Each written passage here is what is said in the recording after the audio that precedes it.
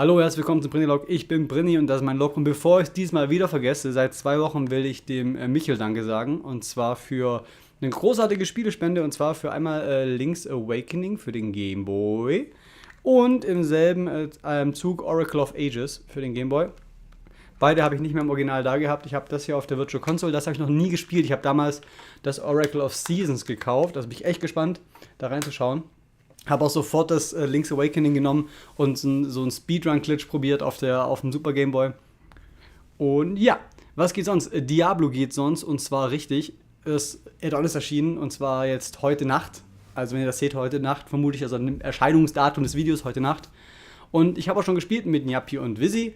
Wir haben sofort losgelegt mit ein paar Kreuzrittern, konnten noch nicht so viel spielen. Also Nyapi und ich nicht, weil wir müssen beide arbeiten. Visi, die faule Sau, ist Student und kann bis in die Puppen spielen.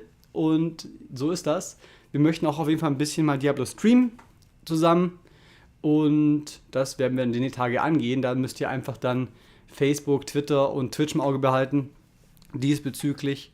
Und wenn ich gerade schon bei Diablo bin. Oh nee, bevor ich zu Diablo komme, da möchte ich noch was anderes erwähnen. Ihr habt noch bis morgen Abend, also Mittwochabend Zeit, mir Fragen zu stellen in meinem vorherigen PrinnyLog bezüglich des FAQ-Videos. Dann werde ich nämlich das Zeug zusammenklauben und so ein bisschen Fragen beantworten oder das Video produzieren dafür.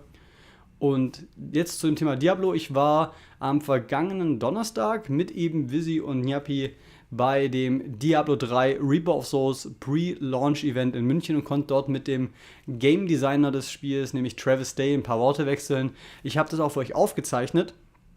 Und ja, der Anfang des Videos ist leider ohne Sound, weil ich zu blöd war, das externe Mikrofon richtig zu benutzen, weil es das erste Mal mit externem Mikrofon war. Und ich habe ihm, also die Frage, die euch entgeht, ist, dass ich ihn frage, wie groß der Einfluss der Community für das Entwickeln des neuen Loot 2.0 Item-Systems war und was das wichtigste Augenmerk dafür war, also für das Entwicklerteam. Und der Teil der Antwort, der euch entgeht, ist der, dass er sagt, dass die Community dass das Feedback der Community sehr wichtig war für dieses System.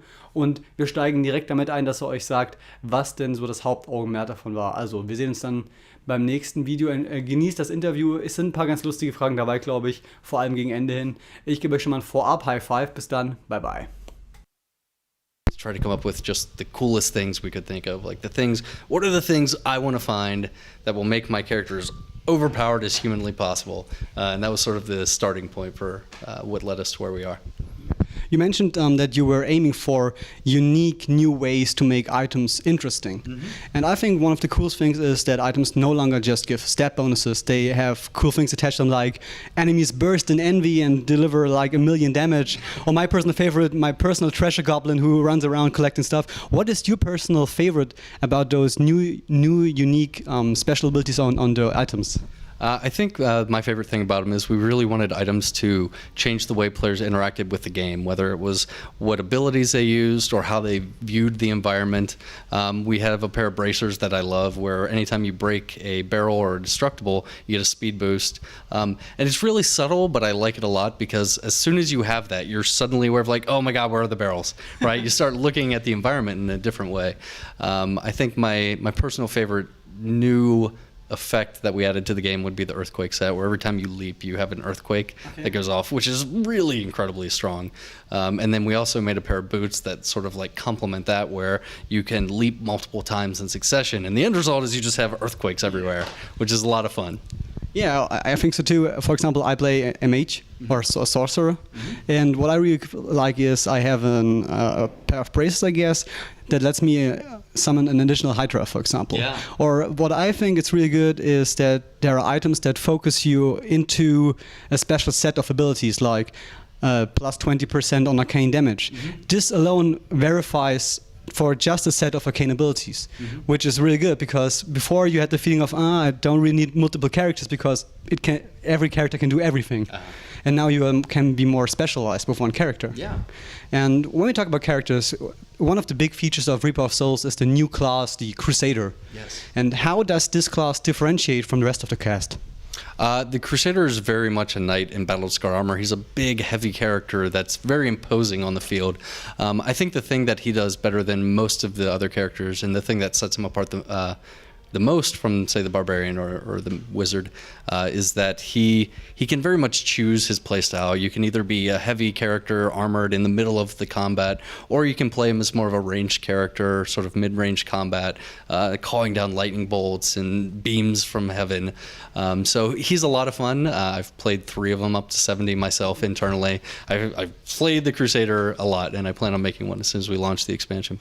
So would you say he's your favorite class so far? I like them all. I like my Barb. I like my Witch Doctor. The Crusader speaks to my personal preferential playstyle, which is big, heavy characters that also have ranged capabilities. So in that regard, yeah, he's my favorite. Talking about favorite classes, you have a very rich World of Warcraft background. If you could take one of the classes from Diablo, including the new Crusader class, which one of those would you like to play in World of Warcraft, and which role would it fulfill in a raid group? Oh, that's an interesting question. I tend to play the tanks almost always. I play the heavy characters that sort of deal with the aggro or keep the mob's attention and do all the heavy lifting. So it would either have to be the barbarian or the Crusader, and definitely as a tank role. Probably the Crusader, because I envision the barbarian more as an aggressive DPS type character, and the Crusader, just as the art denotes, he lends himself much more to being a tank. Cool. Also, speaking of World of Warcraft, when you play Diablo3, you soon notice some gameplay mechanics that are kind of similar to World of Warcraft, or some style decisions that are similar to that game. Did World of Warcraft influence the development of Diablo3 and the expansion pack?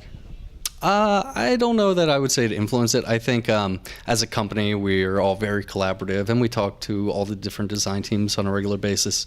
I think Diablo is a very unique game, and it's a very different game than World of Warcraft. I think that the expansion adds a lot of new features that are really great. I think my favorite is probably adventure mode and the rifts, tiered rifts, and loot runs and whatnot. Loot runs is what we called them internally before we had a name for them. But yeah, I'm really looking forward to the expansion. Cool. So my last question is kind of a fun one. Okay. If you were able to design a Diablo3 spin-off game in the veins of like Far Cry Blood Dragon, which scenario would you choose other than Gothic fantasy? Wow, I don't even know. That's an interesting question. I've been playing a lot of Titanfall and other games like that lately, so I suddenly want my guy in a giant robot crushing the demons with his giant robot. Yeah, that would be a lot of fun. Yeah, I think that would be awesome.